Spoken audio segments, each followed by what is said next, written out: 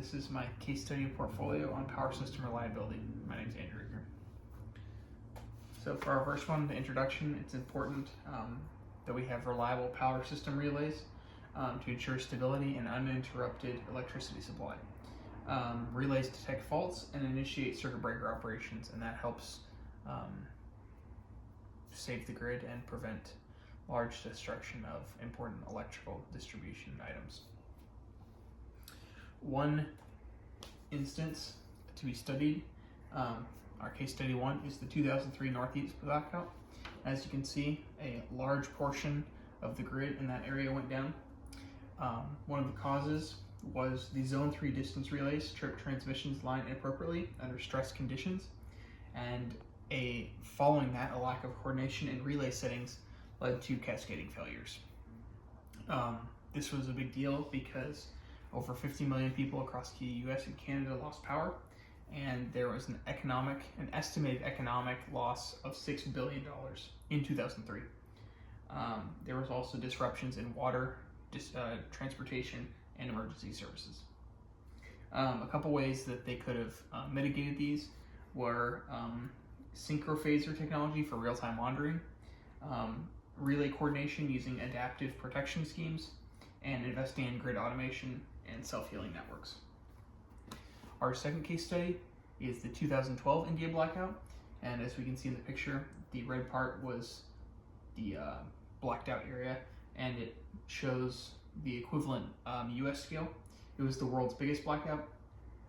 The causes of this failure were under-frequency relays failed to isolate regions drawing excessive power, so certain areas were drawing power and the grid could not support it. It also was caused by inefficient load shedding mechanisms contributing to grid collapse. Consequences being the largest blackout in history, affecting 620 million people, severe economic impact on manufacturing, healthcare, and IT sectors. It also exposed deficiencies in grid management and operational planning.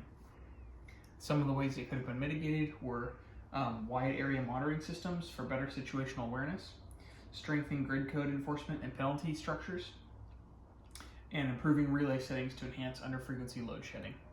The standards in India are not as stringent as the US, and so one failure cascaded and caused other areas to be shut down as they were overloaded from drawing too much power. Our third case study is the 2016 South Australia blackout, which impacted a whole state in Australia.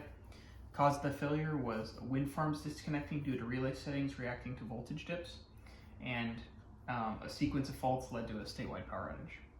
The consequences were 1.7 million residents left without power, significant economic losses in agriculture and industrial sectors, and raised concerns over renewable energy integration into the grid.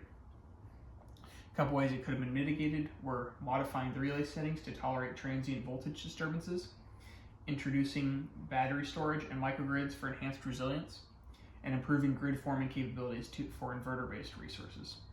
As you can see, that would be the equivalent of Idaho, Nevada, Utah, and Arizona going out.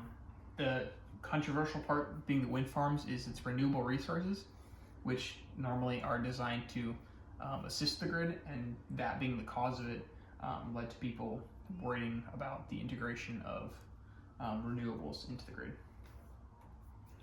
Conclusion, relay failures have caused major power systems disruptions.